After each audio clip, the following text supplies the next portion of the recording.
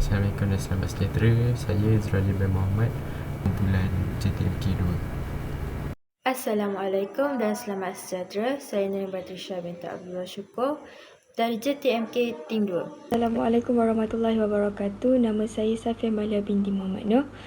Assalamualaikum dan selamat sejahtera. Nama saya adalah Faris Inul Hamdi Abdul Ghaffar dan Hari ini saya akan membentangkan tentang senarai dokumen yang diperlukan bagi sesiapa yang ingin memasuki Regimen Askar Wataniah. So, antara dokumen yang diperlukan adalah gambar perukuran pasport, salinan kad pengenalan depan belakang bagi diri sendiri punya, salinan kad pengenalan depan belakang pasangan bagi yang dah berkahwin, salinan kad pengenalan depan belakang ibu bapa atau waris, sijil lahir, sijil berhenti sekolah, sijil pendidikan tertinggi, sijil SPM dan bukan slip SPM yang memerlukan sijil SPM yang disahkan lah, dan akhir sekali sijil perkahwinan bagi yang dah berkahwin. So, dokumen yang disebutkan tadi memerlukan 4 kopi, 4 salinan. ini saya ingin menerangkan antara borang-borang yang boleh diisi untuk memasuki khidmat Askar Wataniah. Terdapat 2 borang yang boleh diisi oleh setiap ahli yang ingin memasuki Askar Wataniah. Antaranya adalah borang untuk memasuki khidmat Askar Wataniah, dan yang kedua adalah borang Ba'di Nompat yang biasanya akan diisi oleh setiap ahli. Borang Ba'di Nompat adalah borang yang paling penting sekali dan perlu diisi dalam huruf besar kesemuanya dan dalam bahasa Melayu. Fungsi borang-borang ini adalah untuk memberikan butiran dan maklumat diri kepada perkhidmatan Askar Wataniah. Regimen Tentera Darat terbahagi kepada 4, iaitu kelompok tempuh, kelompok bantuan tempuh, kelompok bantuan perkhidmatan dan Askar Wataniah. Kelompok tempuh terbahagi kepada 4 bahagian, iaitu Regimen Askar Melayu Diraja, Regimen Ranger Diraja, Regimen Sempadan dan Kod Armor Diraja. Seterusnya, kelompok bantuan tempuh. Kelompok bantuan tempuh mempunyai 5 bahagian, iaitu Regimen Semboyan Diraja, Regimen Askar Jurutera Diraja, Regimen Altern Diraja, Kod Polis Tentera Diraja. Seterusnya, kelompok bantuan perkhidmatan yang terbahagi kepada 6 bahagian, iaitu KJLD, iaitu Kor Jurutera Elektrik dan Jentera Diraja, Kor Perkhidmatan Diraja, Kor Organisasi Diraja, seterusnya Kor Kesihatan Diraja, Kor Agama Angkatan Tentera dan Kor Perkhidmatan Am. Akan terangkan tentang senarai pangkat yang ada dalam tentera darat. Okey, so untuk kumpulan pegawai kanan, kita ada General, Lieutenant General, Major General, Brigadier General, Kolonel dan Lieutenant Kolonel. So untuk General, kita ada General adalah merupakan pangkat yang paling tinggi dalam Angkatan Tentera Malaysia. So General ni kira macam orang yang dapat pangkat paling tinggi lah. So dan next kita ada Lieutenant General.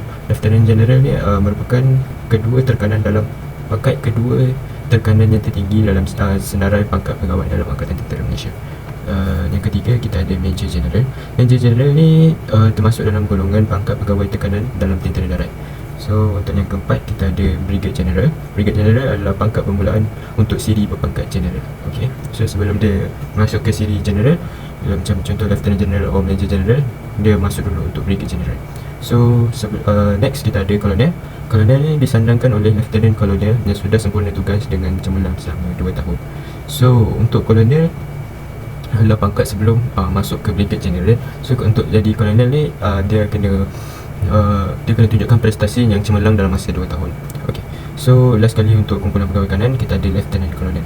So Lieutenant Kolonel ni adalah menyempurnakan 6 tahun perkhidmatan dengan memuas dalam pangkat Major. So untuk Lieutenant Kolonel ni dia kena berkhidmat dalam masa 6 tahun dengan cemerlang sewaktu dia di dalam pangkat Major. Okey. Pangkat bagi kumpulan pegawai medan mempunyai 1 pangkat, iaitu Meja. Meja telah berkhidmat dengan sempurna selama 5 tahun dalam askar sebagai kapten. Seterusnya, kumpulan pegawai muda. Kumpulan pegawai muda yang pertama ialah kapten. Kapten telah menyempurnakan perkhidmatan selama 5 tahun dan diikuti dengan lieutenant. Lieutenant telah menyempurnakan selama 4 tahun dengan memuaskan sebagai seorang lieutenant muda. Lieutenant muda telah ditauliahkan setelah tamat dengan jayanya sebagai latihan pegawai kadet dalam tempoh masa yang ditetapkan. So kita teruskan lagi pembentangan dengan mengenali apa itu kumpulan pegawai tidak tauliah PTT kanan.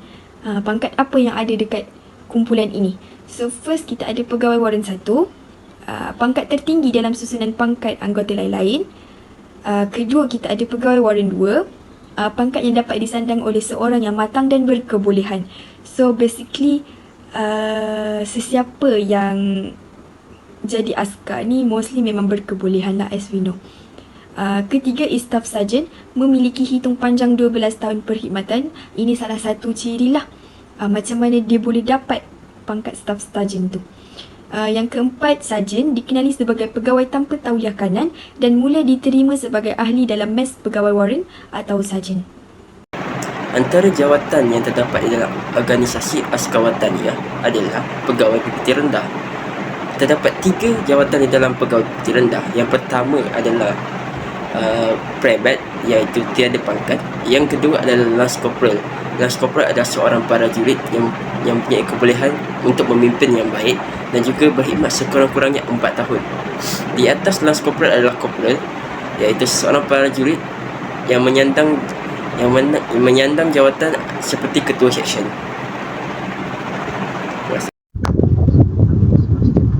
Saya sudah diberitahukan dan saya akan menjelaskan tentang jenis baju dalam askar.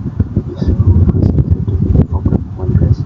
Uniform ni kita akan pakai, uniform ni dependent nak pakai standard dan kita nak pakai untuk pergi acara-acara istiadat sama ada peringkat negeri ataupun peringkat yang paling rendah. Okay, so mesti kita ada dalam pakaian standard ni, kita ada sokong, kita ada applaud number 1 dress, kita ada medal number 1 dress, dan kita ada screw button 13 unit. Okay, itu untuk pakaian standard. Yang bagus dan kita uniform march jacket.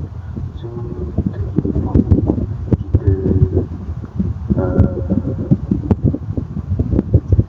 kita ada ringan, kita ada big cap dan kita akan pakai kasut 254. Ini adalah pakaian lengkap untuk pakaian baju uniform berber. Okey. Untuk pakaian nombor 4 pula, kita ada pakaian nombor 3 pula, kita ada pakaian kerja. Uniform nombor 3 ni akan dipakai untuk uniform kerja, sama ada askar darat, askar darat, askar tentera udara ataupun tentera laut. Okey, so untuk uniform bekerja ni kita ada apa? Kita ada lanyard, kita ada applaud dan kita ada beret. Okey, so kita pergi ke next. Kita ada uniform number 4. Uniform number 4 ni adalah pakaian untuk kawat. So pakaian untuk kawat ni macam korang nampak, kita ikut pangkat juga untuk pakaian nombor 4 ni. So kita ada macam-macam, kita ada beret untuk pakaian nombor 4. So kita ada tali pinggang, so seluar dan baju agak berbeza dengan pakaian bekerja. Seluar dan baju dia kita akan pakai yang ada corak belerang. Okey, dan diorang ada pangkat diorang kat bahagian tepi. Okey, dengan diorang ada applaud juga. Okey, itu untuk pakaian nombor 4. So untuk pakaian nombor 5 kita ada pakaian macam uniform kalau masuk kita. Okey, so ini adalah pakaian celoreng. Untuk pakaian celoreng kita akan ada jungle hat, kita akan ada bag komando dengan kita pakai boot untuk pakaian ni. Okay. So pakaian ni basically diorang akan pakai semasa diorang akan pergi training dan untuk pergi berperang lah, untuk masuk ke hutan. Okay, so pakaian nombor 6 kita ada vest kit. Vest kit ni pakaian yang lebih kurang macam nombor 1, tapi berbeza je untuk diorang punya pakaian kegunaan. Okay, so yang nombor 6 ni adalah pakaian vest kit. So kita teruskan lagi dengan pakaian nombor 8. Uniform nombor 8 iaitu pakaian helmet. Pakaian helmet ni digunakan untuk diorang nak sehari buat. Dengan uniform nombor 9 ni ada uniform jasmani. Uniform jasmani ni digunakan untuk semasa kebanyakannya kalau kita tengok prebat ataupun pangkat bawahan semasa dalam training untuk berkawat ataupun untuk melakukan aktiviti kecergasan, mereka akan pakai pakaian jasmani. Okey, itu saja dari saya. Terima kasih. Assalamualaikum.